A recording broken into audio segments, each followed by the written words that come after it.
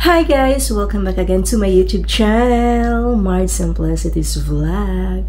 So guys, for today's video, multitask tayo guys. Kahit naka-off tayo sa work, so sa bahay walang off. So yan guys, yan ang buhay natin dito sa Canada. Multitask. Bawal ang pagod-pagod. Time is gold. Okay, simulan na natin guys. Let's go! So, yan guys. Maghugas tayo ng plato. While maghugas tayo ng plato, magluto tayo ng munggo. Magprito tayo ng tilapia. Ayan, hugasan ko pa yan guys. Na-defrost na yan. So, grabe guys, no? Oh. So, yan guys. I-arrange pa natin yan. So, ayan guys. Nakita nyo ba ang kalat? So, ayan guys, multitask tayo ngayon for today's vlog. Okay, let's go. Ay, siya nga pala guys, by the way guys, ang ginamit ko na stand phone ko guys, yung binigay ni daddy, yung face rotation, yung face, tracking ba? Face tracking guys. Nakita nyo ba yung ano ko? Parang nasa short video yata yun na-upload ko. Or nasa video ko ba? Nakalimutan ko guys. Bahala na kayo maghalughog dyan sa mga videos ko kung interesado kayong makita sa aking face tracking na ang ganda guys. Okay. Simulan natin guys. Tingnan nyo guys yung pag-ikot-ikot ko guys na hindi ko na nag-move yung camera. Hindi ko na siya na harap-harap kasi may face tracking siya. Ang ganda gamitin. So, ngayon, gagamitin natin guys as a proof. Okay. So, yan guys, na-on ko na ang aking face tracking na stand phone. Okay. Oh, see? Ang ganda guys. Dito tayo sa hugasan.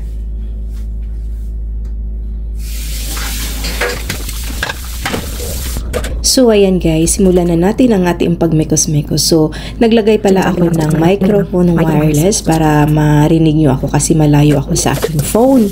So, ayan guys, pabilisan lang to guys, kaya naka-time-lapse tayo guys. Para hindi kayo mainip dyan sa aking video sa kapapanood guys. So, grabe talaga guys. Daig pa ang mag-work dito ng 8 hours guys, may bayad pa. Dito sa bahay wala. Parang gusto ko ng everyday work na lang. Nakakainip kasi dito minsan sa bahay guys. Minsan naboboard. So ayan guys, ina-unload ko muna yung mga nahugasan na hindi pa nailagay sa mga storage niya. Para malagyan ko na naman yung ating dishwashing machine. So, by the way guys, yung dishwashing machine, hindi ko siya ginagamit. Minamano-mano ko yung paghugas kasi guys, tipid tayo sa kuryente guys. Uy, mahal ang kuryente dito guys, lalo na yung tubig. Bawat patak ng tubig guys, may halaga. Kaya pag-ingatan natin yung ating ng tubig kasi may bayad yan. So, ganyan ako maghugas guys. Inuuna ko muna yung mga maliit. So, yung guys, yung paninuuna ko siya para malagay ko siya sa gilid ng ating lagayan.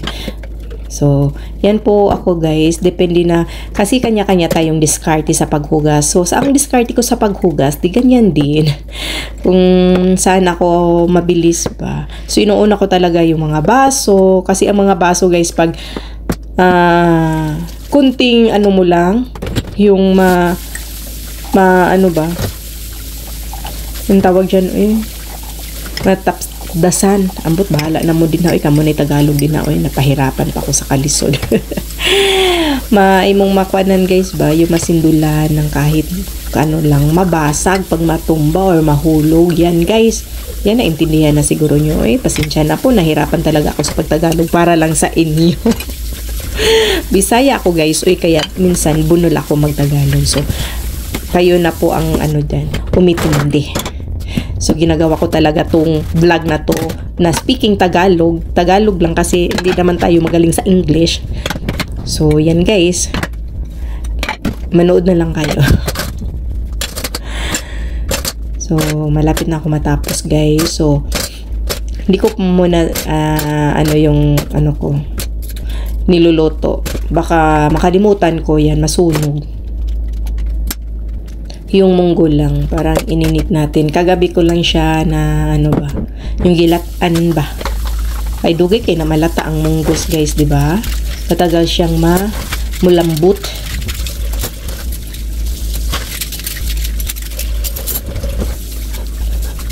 So, yun sa taas ng cabinet o pag may time ako, tanggalin ko dyan.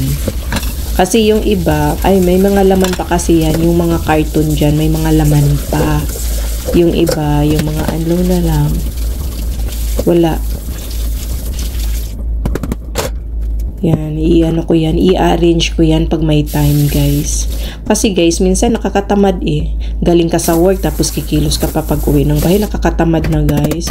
Kasi sa work, 8 hours ka, ay more than 8 hours ka nakatayo. Tapos pagdating sa bahay, tayo-tayo pa din. Sarap ng makahiga. Uy, nakasilpon. Sarap buhay. Yan. Minsan nakakatamad guys. Parang feel ko guys, parang nasa Pinas lang din ako guys. Ganito yung buhay ko sa Pinas eh. Mama, papa, nanay, tatay. Ako lang guys, ako lahat. Dito din, nafe-feel ko din, parang nasa Pinas ako. Ako lang kumikilos. Nakakainis. So, ayan guys, sinugasan ko na yung tilapia natin guys. Malinis na siya guys. Pero yung hasang ba, hindi nila tinanggal. So, kinuha ko yung hasang. Tinanggal ko na yung hasang. 3 piraso yan guys. Sinati ko sa, sa 2, yung isa.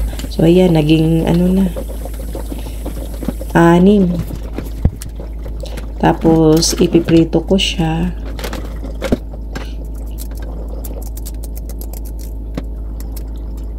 So, ayan, tinanggalan ko muna siya sa kanyang mga silik-silik ba. So, yung 2 guys, maliit lang siya. Yung isa malaki guys. Nahirapan ako dun sa malaki. Ang tigas, ang kapal. Kapal pa sa mukha ko. Char. So, ayan, hinahati ko na sila guys. Para mabilis lang tayo sa pagprito ba. Tsaka kasya-kasya lang sa paglutuan natin pag magprito tayo. So, yan guys. Oh. Ang malaki na siguro yan. Oh. Ang kapal guys, ang tigas. Akala ko ang mukha ko lang makapal, may makapal pa pala. Ang ingay-ingay ko dyan guys. So, buti nilang nag-okay na. So, ayan. Nahati ko na siya guys. Tapos, sinugasan ko siya guys. Imamarinate natin mamaya. Tapos, yung mga, mga basura, nilagay ko dun sa plastic ng tilapia para magsama sila ba. Para hindi na ako palakad-lakad tapon-tapon pa isa-isa sa basura. Kaya nilagay ko sa plastic. So, ayan, kumuha tayo ng mga kasangkapan na iano natin sa ating munggo guys.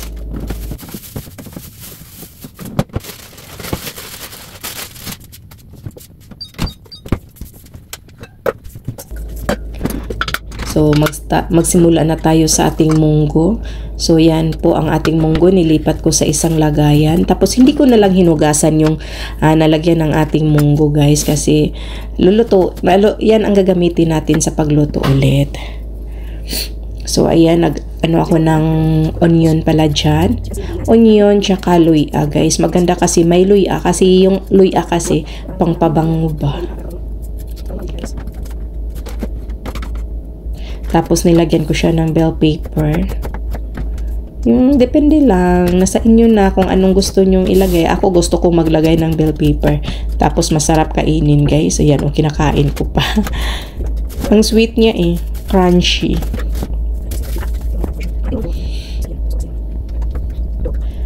So, ayan, guys. Pinapisa-pisa ko muna yung aking munggo. Guys, gusto ko kasi yung mapisa-pisa ba. Ayoko kasi yung kumain ng munggo ng buo-buo pa.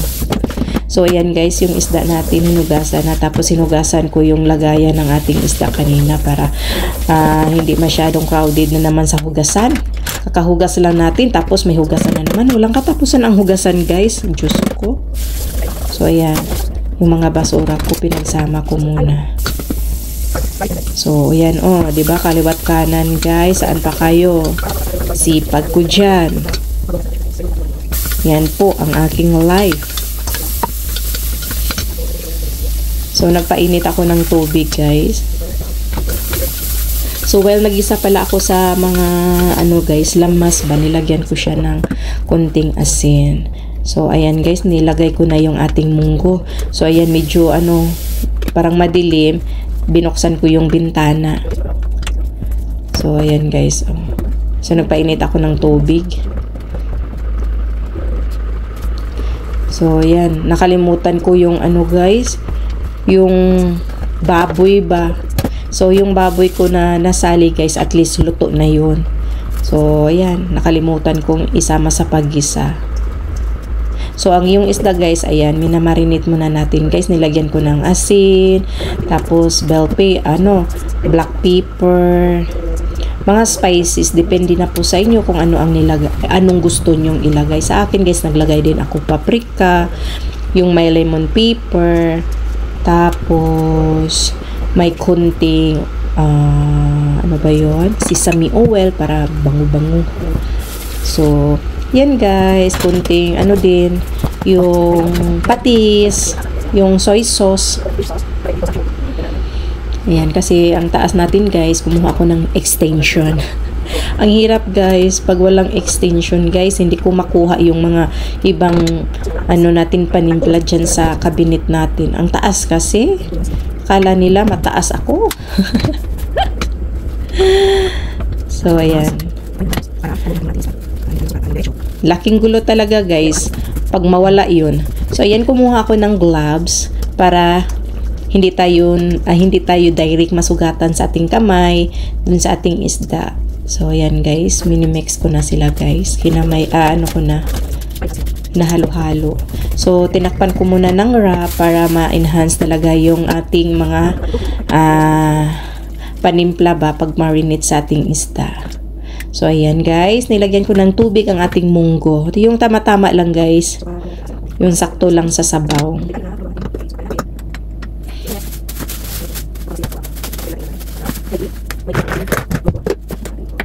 So, nilagyan ko siya ng something. Kasi wala kaming ano ba yun? Buknoy. Buknoy ba yun? Yung cabbage na guys ba? So, ito nilagay ko lang. Masarap to siya i-sauté guys. I-sauté lang siya na garlic. Masarap to siya. So, nilagay ko na lang guys. Baka masira pa sa loob ng ref. Marami kasi to eh. So, yan ang nilagay ko sa aking, yung munggo. Para may kulay green-green ba yung ating munggo. Gusto ko sana maglagay ng kamatis. Kaso lang, baka masira agad yung munggo natin guys. Lalo na sa panahon ngayon. Tag-init na kami guys. So, madali na masira yung mga pagkain. Di tulad pag winter talaga guys, aabot talaga isang 1 week.